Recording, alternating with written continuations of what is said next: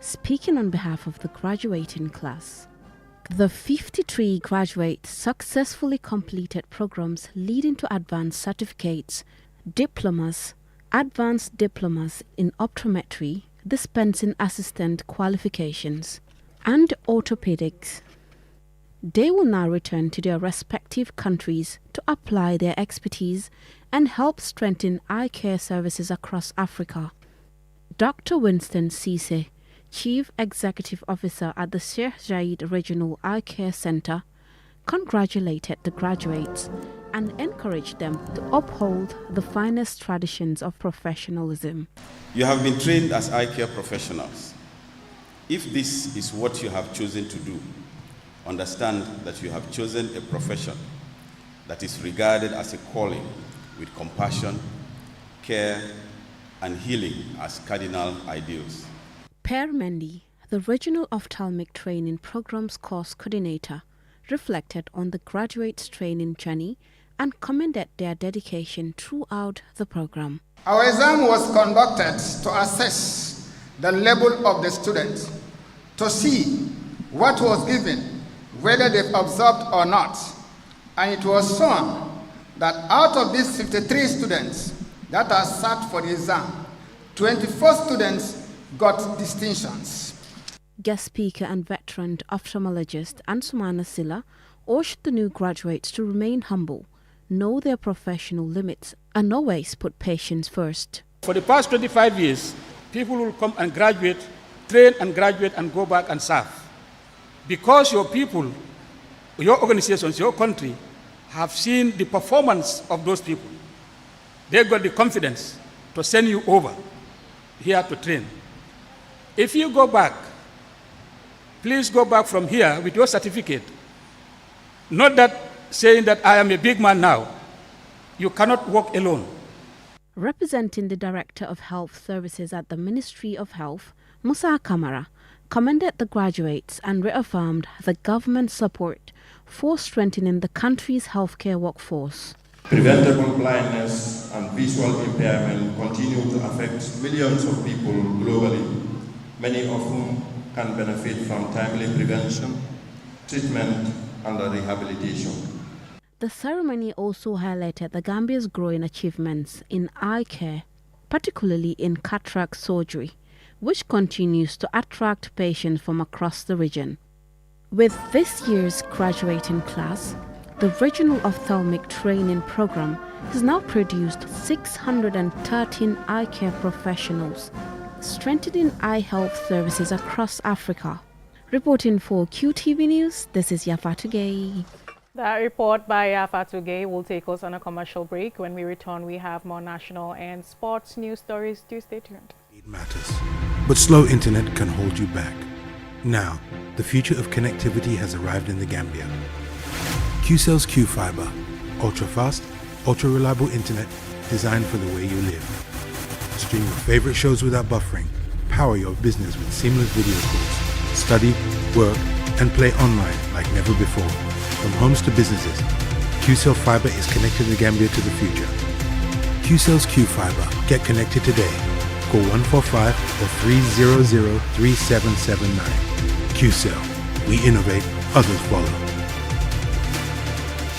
The Bajaj RA 236 4V is a three-wheeled auto rickshaw or tuk-tuk manufactured by Bajaj Auto, which is India's largest exporter of motorcycles.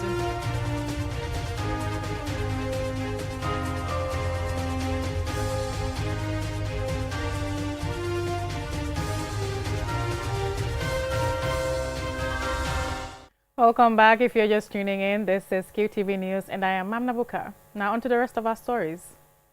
Auto Drive Gambia Limited, the sole authorized importer and distributor of Bajaj Auto in the Gambia, launched the new Bajaj 4-valve three-wheeler Keke to boost transport reliability and fuel efficiency in the Gambia. Here is my report. The Bajaj RA 236 4V is a three-wheeled auto rickshaw or tuk-tuk manufactured by Bajaj Auto, which is India's largest exporter of motorcycles and three-wheelers and which has a presence in over 100 countries across the globe. It is designed for commercial passenger transport and is widely used in countries across Africa, Asia, and Latin America. This has a 4-valve, 4-stroke engine which offers better fuel efficiency, smoother performance and lower emissions than older two-valve models. Engineered specifically for the Gambia's challenging transport demands, the new Bajaj model also balances strong torque and quick acceleration, a hand-actuated reverse system, a silent start generator, an extra centrifugal oil filter for longer engine life, and a standard 12-month engine warranty, making it the only product in its class to offer one. The grand launch ceremony brought together key stakeholders from the national transport sector, public safety officials, and commercial vehicle operators. Biswaranjan Nayak, sales head of Auto Drive Gambia Limited, and country manager Sudhindra Joshi highlighted the significance of the initiative and its expected impact. It is another step into our commitment to the providing reliable, durable, and fuel efficiency mobility solution to the empowerment of Gambian drivers and entrepreneurs to grow their business and improve their livelihood. This product is going to be more powerful and more profitable also, and it also will give you more distance, more power and more money. So these three things are the key things which are evolved. Momudu Suare, Transport Councillor at the Kanifing Municipal Council, praised Bajaj for this incredible innovation and urged them to make it affordable for drivers.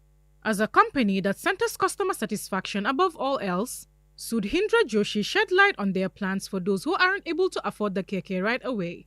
We have different schemes for them so that it becomes affordable to own one vehicle.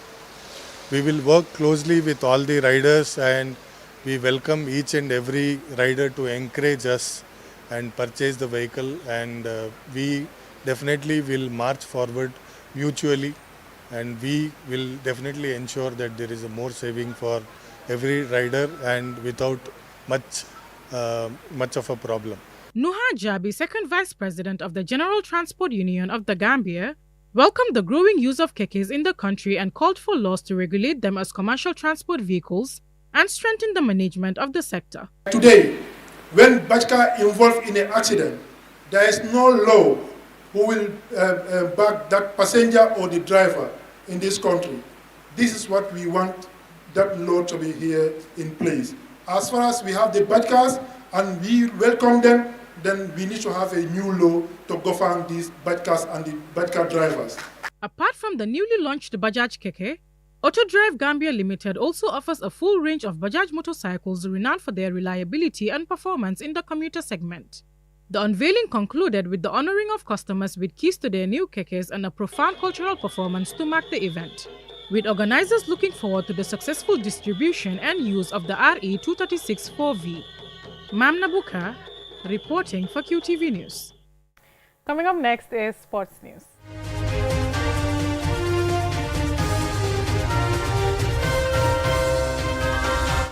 The Gambia was amongst 74 nations and territories that took part in the opening ceremony of the Glasgow 2026 Commonwealth Games at the OVO Hydro Arena on Thursday evening.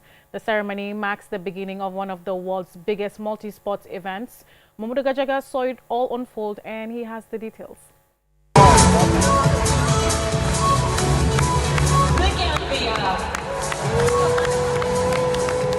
There are feelings of pride and national identity among the Gambians present at the OVO Hydro Arena in Glasgow as the Gambia's name is announced on the public address system. Leading the Gambian delegation of athletes and officials on the march is Osman Job, a swimmer holding the national flag, as Pap D. Junga holds the Queen's baton as they march. Amongst the crowd at the OVO Hydro Arena was Bakari Y. Baji, Minister of Youth and Sports, and Her Excellency Fatou Bensouda, the Gambia's High Commissioner to the UK. They shared their reflections of the opening ceremony and expectations beyond that. It feels good to be here. It's a privilege, I must say, and of course an honor that we have witnessed yet more another Commonwealth Games after the Birmingham one 4 years ago. And yes, it's good that the Gambia has maintained its stance to be able to qualify, participate in the Commonwealth Games with athletics, judo, swimming, and cycling. And so we look forward to some good performances. It feels great, and we're looking forward to achieving good things, having a medal or two. That would be quite quite nice for us, or as many as we can get. We had in the last Commonwealth Games, we did have a silver medal. Hopefully we get more this year. So we're really very hopeful and anticipating to perform very well. For the first time in its history, the Commonwealth Games opening ceremony was held in an indoor facility, creating an intimate yet electrifying atmosphere for the 10,000 spectators in attendance. What they witnessed was an epic celebration of Scottish culture, heritage and tradition, with a theatrical entrance that will be remembered for a very long time by all who witnessed it. One after the other, each of the 74 nations and territories marched dressed in their traditional attire, accompanied by music and grand performances. His Majesty King Charles III opened the Games with this important message about the environment. For these Games, the relay has carried another message: to help remove the plastic pollution that harms our oceans and waterways and can impact on human health. As the Glasgow 2026 Commonwealth Games begin, the Gambia's first involvement will be to compete on Saturday in the 50-meter freestyle and 100 meters freestyle and butterfly events in swimming. The Games are until the 2nd of August 2026, and the Gambia has sent a high-quality group of competitors.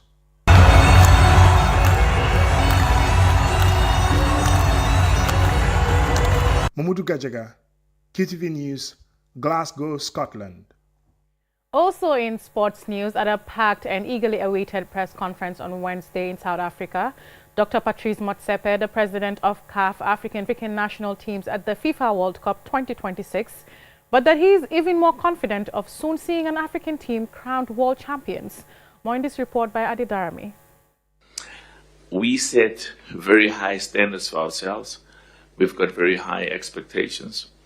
Our clear objective, and we are now more confident than ever before, coming from the FIFA World Cup, is to see an African nation becoming champions of the world. I'm more convinced than ever before that can indeed happen. That was CAF President Dr. Patrice Motsepe at the start of the press conference, giving his very positive spin on the performance of Africa's 10 representatives at this year's World Cup. His opening statement set the mood for what is a very upbeat assessment by the CAF boss, with very little in the way of negativity coming from him. At the World Cup, Africa was represented by Algeria, Cabo Verde, Côte d'Ivoire, Democratic Republic of Congo, Egypt, Ghana, Morocco, Senegal, South Africa, and Tunisia.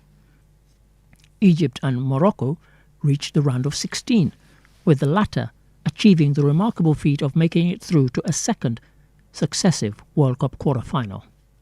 There were also impressive individual match performances at this World Cup by Cabo Verde, Senegal, Côte d'Ivoire, Democratic Republic of Congo, South Africa, and Ghana. And in fact, Tunisia were the only one of the 10 to fail to make it out of the group stage or even get a single point. Here's Dr. Motsepe again. The message is from me and from CAF and from African football enormously positive. Let me tell you something else. If you look at the percentage of African clubs at the FIFA World Cup who qualified from the group stages to the round of 32, it's the highest in the history of African football at the World Cup. The stats speaks for themselves. We had 10 national teams, 90% of them qualified from the group stages to the round of 32, the highest ever. The second highest we ever had in the history of African football was in 2022, when we had 40% qualifying from the group stages to the knockout stages, which is the same as the round of 32 today. In 2018, no African national team qualified from the group stages to the knockout stages. As this press conference was in his home country of South Africa, Dr. Motsepe could not escape without addressing recent xenophobic violence aimed at other Africans in South Africa. And here is some of what he had to say. Careful issue a statement to say that we support legality. We do not support illegality in all its forms. And we fully appreciate that and support and recognize that the duties of every government starts with its own citizens, to create jobs and to create a future for its citizens. But we should stop this intolerance and prejudice and violence against our own people. We were also told that good progress is being made with the preparations for the Total Energies CAF AFCON Pamoja 2027 and that CAF has launched the bidding process for the member associations interested in hosting AFCONs 2028, 2032 and 2036. All in all, Dr. Motsepe had nothing but positive news to impart. For QTV News, I am Ade Darame. That's all we have for this bulletin. Join us tomorrow at 8 p.m. for another bulletin. Thank you for watching.